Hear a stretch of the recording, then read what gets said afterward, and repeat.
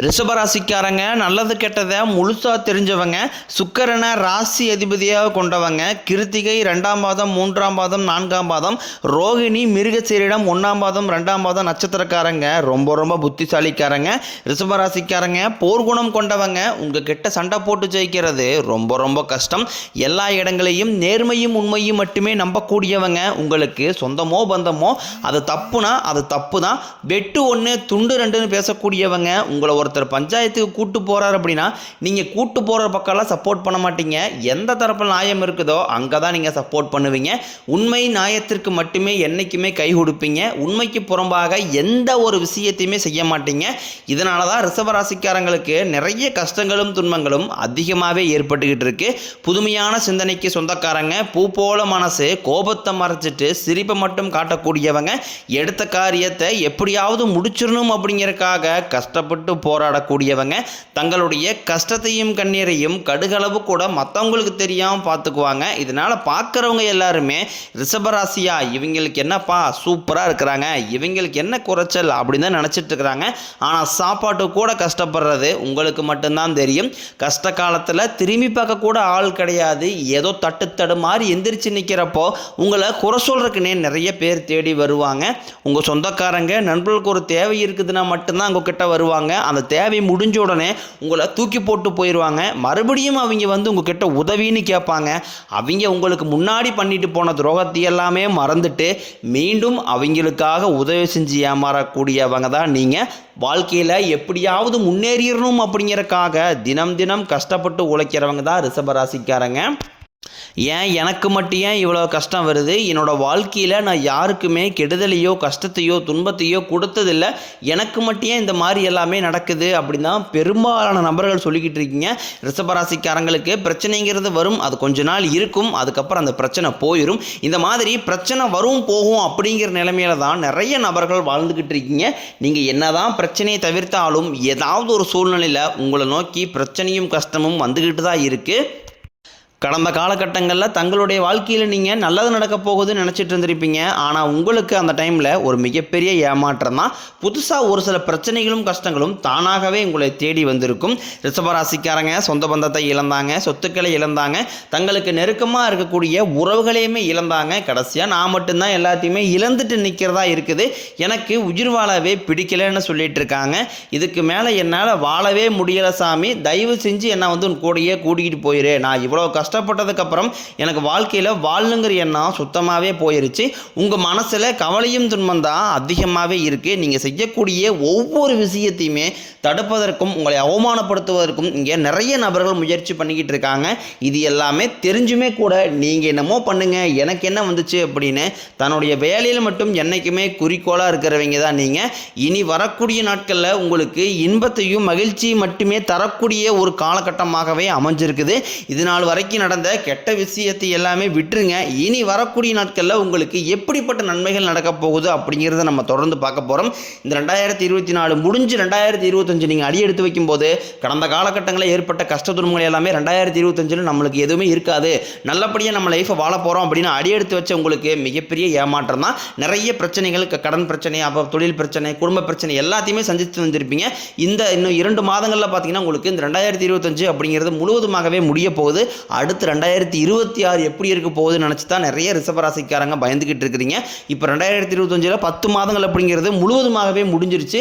மீதி இருக்கக்கூடிய 2 மாதங்களும் அடுத்து 2026 தொடக்கத்தில் முதல் 4 மாதங்களும் இந்த இடைப்பட்ட 6 மாத காலகட்டம் அப்படிங்கிறது உங்களுக்கு நல்ல ஒரு ராஜயோகத்தை தரக்கூடிய ஒரு காலகட்டமாகவே பார்க்கப்படுது. இந்த இடைப்பட்ட 6 மாத காலகட்டங்களில் உங்களுக்கு சனியுடைய வக்ர பயிற்சியும் குருவுடைய வக்ர நிவர்த்தியும் சூரிய பயிற்சி சுக்கிர பயிற்சி 5 கிரகங்களுடைய வருட கிரகங்களுடைய மாற்றங்கள் எல்லாமே உங்களுக்கு முழுவதுமாகவே இதனுடைய பலன்கள் கிடைக்க போகுது. இதன் மூலமாக கடந்த காலகட்டங்களில் உங்கள் வாழ்க்கையில் நீங்கள் எதையெல்லாமே இழந்துட்டு கஷ்டப்பட்டு வருத்தப்பட்டு இருக்கிறீங்களோ அது அனைத்தும் பெறக்கூடிய ஒரு காலகட்டமாகவே பார்க்கப்படுது. முதலாவதாக பார்த்தீங்கன்னா இத்தனை நாட்களாக சனி பகவான் உங்களுக்கு மைனஸாக மட்டுமே செயல்பட்டு கொண்டிருந்த சனி பகவான் இனி வரக்கூடிய ஒரு 6 மாத காலகட்டங்களுக்கு உங்களுக்கு முழுவதுமாகவே பிளஸ்ஸாக மட்டுமே செயல்பட போகிறார். உங்களுடைய ராசியில் 8ஆம் இடத்துல குரு பகவான் வர்றதுனால நவம்பர் மாதத்தில் ஒட்டுமொத்த குரு பயிற்சி பலன்களும் உங்களுக்கு முழுமையாக கிடைக்க போகிறதுனால இந்த நவம்பர் மாதத்திலிருந்தே உங்களுக்கு இருக்கக்கூடிய கடன் பிரச்சனை அனைத்தும் முழுவதுமாகவே நிவர்த்தியாக போது வரக்கூடிய நாட்களில். அதுக்கப்புறம் பார்த்தீங்கன்னா சுக்கிர பயிற்சியை பொறுத்த வரைக்கும் பார்த்தீங்கன்னா இது பொது பலன்களாகவே இருந்தாலுமே கூட ரிஷபராசிக்கு நல்ல ஒரு கூடுதல் முன்னேற்றம் அப்படிங்கிறது இதன் மூலமாக கண்டிப்பாக ஏற்பட போகுது. கடந்த காலகட்டங்களில் நல்ல ஒரு வேலைங்கிறது கிடைச்சிருக்காது. ஏதோ ஒரு கிடைக்கிற வேலைக்கு ஒரு 10,000 சம்பளத்துக்கோ 5,000 சம்பளத்துக்கோ பிடிக்காத ஒரு வேலையை குடும்ப கஷ்டத்துக்காக வேறு வழியே எல்லாம் செஞ்சுக்கிட்டு இருந்திருப்பீங்க. ஆனால் நீங்கள் படித்த படிப்பெல்லாம் இன்ஜினியரிங் முடிச்சிருப்பீங்க, ஆர்ட்ஸ் முடிச்சிருப்பீங்க, MBA முடிச்சிருப்பீங்க. முடிச்சிருந்து என்ன சமயம் பண்ணுறது, அந்த படிப்புக்கும் இந்த வேலைக்கு சம்மந்தமே இல்லாத ஒரு வேலையை தான் செஞ்சுக்கிட்டு இருக்கேன் அப்படின்னு நிறைய நபர்கள் சொல்கிறீங்க. கண்டிப்பாக வரக்கூடிய நாட்களில் நீங்கள் படித்த படிப்புக்கு ஏற்ற மாதிரியும் உங்களுக்கு பிடிச்ச மாதிரியும் நீங்கள் ஒரு அரசாங்க வேலைக்கு ட்ரை பண்ணாலும் சரி, இல்லை ஒரு IT ஜாப்போ, பிரைவேட் ஜாப்போ, பேங்க் சைடோ, நீங்கள் எங்கே வேலைக்கு ட்ரை பண்ணாலும் அந்த ஜாப் அப்படிங்கிறது உங்களுக்கு நிச்சயமாக கிடைக்க போகுது.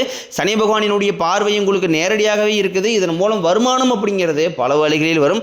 தொழிலில் லாபம் சற்று அதிகமாகவே கிடைக்கும். அரசியல்வாதிகளை பொறுத்த வரைக்கும் புதிய பொறுப்புகள், புதிய பதவிகள் எல்லாமே தானாகவே உங்களை வந்து சேரும். ராகு கேதுவால் உங்களுடைய செல்வாக்கு உயரும், உடல் ஆரோக்கியம் மேம்படும், சங்கடங்கள் நீங்கும். மறைமுகமாக உங்கள் தொழில் வாழ்க்கையிலும் சரி, இல்லற வாழ்க்கையிலும் சரி நிறைய நபர் வந்து தொல்லை கொடுத்துருப்பாங்க. இனி அவர்களுடைய தொந்தரவுங்கிறது முழுவதுமாகவே இருக்காது. கடந்த காலகட்டங்களில் நீங்களும் ஒரு கம்பெனியில் இரவு பகல் பார்க்காம உழைச்சிட்டு இருந்திருப்பீங்க. உங்களுடைய சொந்த கம்பெனியாக நினச்சி வேலை செஞ்சுருப்பீங்க. ஆனால் உங்களுக்கு இது நாள் வரைக்கும் சரியான ஒரு அங்கீகாரம் அப்படிங்கிறது கிடைச்சிருக்காது. உங்களுக்கு அப்புறமோ இல்லை உங்கள் கூட நிறைய நபர்கள் வேலைக்கு வந்திருப்பாங்க. அவங்க எல்லாமே உங்களோட ஒரு படி முன்னாடி போய் நல்ல ஒரு ஹையரான ஒரு பொசிஷனில் போய் உட்காந்துருப்பாங்க. ஆனால் நீங்கள் எப்படி வேலைக்கு போய் சேர்ந்தீங்களோ அதே மாதிரி தான் இன்னை வரைக்கும் இருந்திருப்பீங்க. ஆனால் இனி வரக்கூடிய நாட்களில் உங்களுக்கு சம்பள உயர்வு, பதவி உயர்வு, உங்களுக்கு மேலே இருக்கக்கூடிய அதிகாரிகளுடைய ஆதரவு முதற்கொண்டும் உங்களுக்கு கிடைக்க போகுது. இனி உங்கள் வார்த்தைக்கு மதிப்பு மரியாதை கிடைக்கும். அந்தஸ்தில் நீங்கள் எதிர்பார்த்த உயர்வுக்கு போக போகிறீங்க. தொழிலில் இருந்த தடைகள் விலகுவது மட்டுமல்லாமல் சிலர் வந்து புதிதாக தொழில் தொடங்குவீங்க.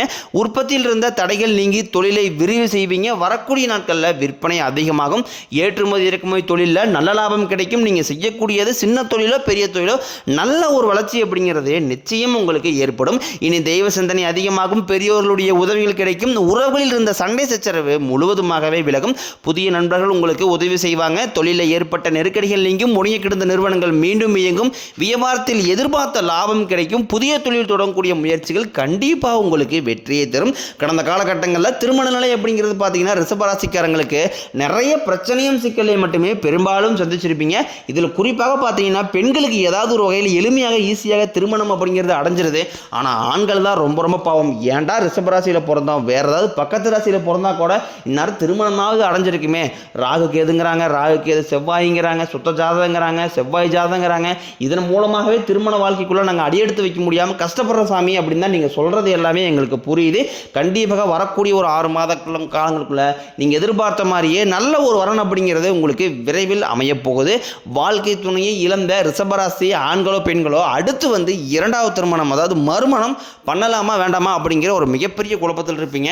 அப்படி செகண்ட் மேரேஜ் பண்ணால் சொந்தக்காரையும் தப்பாக பேசுவாங்களா, ஊருக்காரையும் தப்பாக நினச்சிடுவாங்களா, அக்கம்பக்காரையும் தப்பாக பேசிடுவாங்களா, இதற்காகவே நிறைய நபர்கள் வந்து 2வது திருமணத்தை பற்றி யோசிக்காமல் இருக்கீங்க.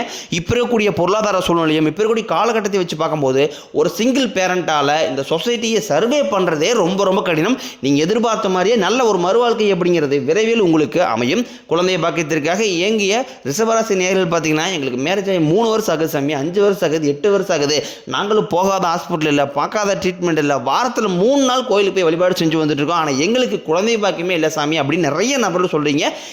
நீ வந்து இடைப்பட்ட ஒரு 6 மாத காலகட்டம் அப்படிங்கிறது உங்களுக்கு விரைவில் உடல் சார்ந்த பிரச்சனைகள் அனைத்தும் முழுவதும் நிவர்த்தி ஆகக்கூடிய ஒரு காலகட்டமாகவே இருக்குது. இதன் மூலமாக விரைவில் உங்களுக்கு குழந்தை பாக்கியம் அப்படிங்கிறது நிச்சயம் உண்டாகும். பிரிந்திருக்கக்கூடிய கணவன் மனைவி எல்லாமே பார்த்தீங்கன்னா டைவர்ஸ்க்காக அப்ளை பண்ணிட்டு வெயிட் பண்ணிட்டு இருப்பீங்க. கோர்ட்டில் கூட கேஸ் போயிட்டு இருக்கலாம். அப்படின்னா சண்டை போட்டு தனியாக கூட பிரிஞ்சு வாழ்ந்துட்டு கூட இருப்பீங்க. நீங்கள் நேரில் ஒரு முறை சந்தித்து பேசக்கூடிய வாய்ப்பு கிடைக்கும் பட்சத்தில் அந்த டைவர்ஸ் எல்லாமே கேன்சல் பண்ணிட்டு மீண்டும் இருவரும் ஒன்றாக இணைந்து வாழ்வீங்க. கடந்த காலகட்டங்களில் காதலில் அதிகமான தோல்வியை மட்டுமே சந்திச்ச ராசின்னு பார்த்தீங்கன்னா முழுக்க முழுக்க ரிஷபராசிக்காரங்க தான். ஆனால் இனி வரக்கூடிய நாட்களில் உங்கள் காதலை வெளிப்படுத்தும் போது அந்த காதல் கண்டிப்பாக கைகூடும். வீட்டில் போய் சொல்லும்போது பெற்றோர்களே உங்களுக்கு முன்னாடி திருமணம் செய்து வைக்கக்கூடிய வாய்ப்புகள் அதிகமாகவே உள்ளது. இனி வரக்கூடிய நாட்களில் கடினமான காரியத்தையும் சுலபமாக செஞ்சு முடிப்பீங்க. உங்கள் எளிமையான பேச்சு திறமையால் நீங்கள் அனைவரையுமே கவர்ந்து எழுப்பீங்க. ரிஷபராசியை பொறுத்த வரைக்கும் நீங்கள் ஆண்களோ பெண்களோ அரசு வேலையோ தனியார் வேலையோ கூலி வேலையோ நீங்கள் எதிர்பாராத வருமானம் அப்படிங்கிறது உங்களுக்கு இரட்டி மடங்காக கிடைக்கும் போது சேமிப்பு அப்படிங்கிறது பல மடங்காக உயரப்போகுது. இதன் மூலமாக கடந்த காலகட்டங்களில் ஏற்பட்ட கடன் பிரச்சனை அனைத்தும் முழுவதுமாகவே நிவர்த்தியாக போகுது. இனி உங்களுடைய வளர்ச்சி அப்படிங்கிறது யாருமே எதிர்பார்க்காத அளவுக்கு ஒரு மிகப்பெரிய ஒரு அசுர வளர்ச்சியாக இருக்க போது. உங்களுடைய நண்பர்கள், உங்களுடைய சொந்தக்காரங்க, குடும்ப உறவுகளே உங்களுக்கு எதிரிகளாகவும் துரோகிகளாகவும் மாறக்கூடிய வாய்ப்புகள் அதிகமாகவே உள்ளது. கண்டிப்பாக குடும்ப உறவுகளின் மூலமாக ஏதாவது ஒரு பிரச்சனையும் சிக்கலை வரக்கூடிய வாய்ப்பு இருந்தால் உடனடியாக அந்த குடும்ப உறவுகளை விட்டு சிறிது நாட்கள் மட்டும் பிரிந்திருப்பது ரொம்ப ரொம்ப நல்லது.